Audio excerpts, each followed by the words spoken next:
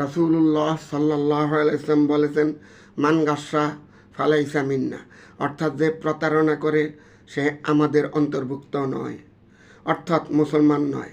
আজ আমরা সমাজের কি চিত্র দেখতে পাই, সব দিকে শুধু প্রতারণা, ধোঁকাবাজি, মাফে কম দেওয়া, খাদ্যে ভেজাল মিশানো, এক নম্বর পণ্য বলে ভেজাল পণ্য ধরিয়ে দেওয়া, বিষাক্ত রাসায়নিক মিশ্রিত খাদ্য বিক্রি করা, মিথ্যা কথা বলে পণ্য বিক্রি করা ইত্যাদি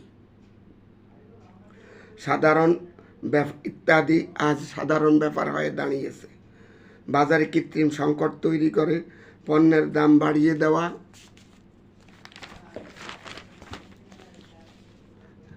দেদারসে চলতেছে।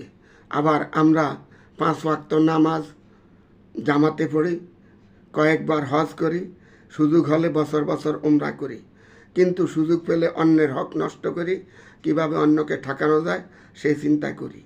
অফিসে ঘুষ খাই, আবার নামাজও পড়ি, হারাম টাকায় জাকাতও দিই। অথচ রাসূলুল্লাহ সাল্লাল্লাহু আলাইহি ওয়াসাল্লাম বলেছেন, এ ধরনের লোক মুসলমানই না। তাহলে আমাদের জীবনের লক্ষ্য আর উদ্দেশ্য কী হওয়া উচিত?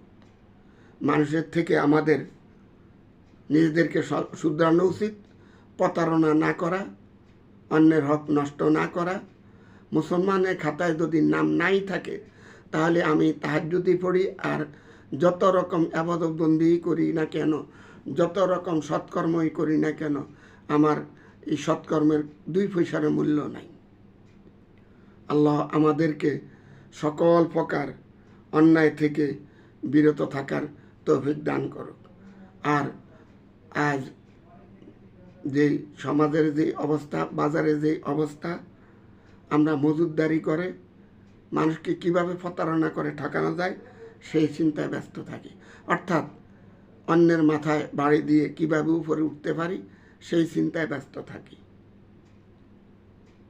আল্লাহ আমাদেরকে সঠিক বুঝ দান করুন। তাই আসুন আমরা সবাই নিজেদেরকে সংশোধন করি এবং আল্লাহর কাছে তওবা করি। আল্লাহ সবাইকে সঠিক বুঝ দান করুন, আমিন। আর সবার সাথে সাথে আল্লাহ আমাকে হেদায়েত দান করুন, আমার গুনাহ মাফ করুন, আর সকল মুসলমানকে সৎপথে চলার তৌফিক দান করুন, আমিন।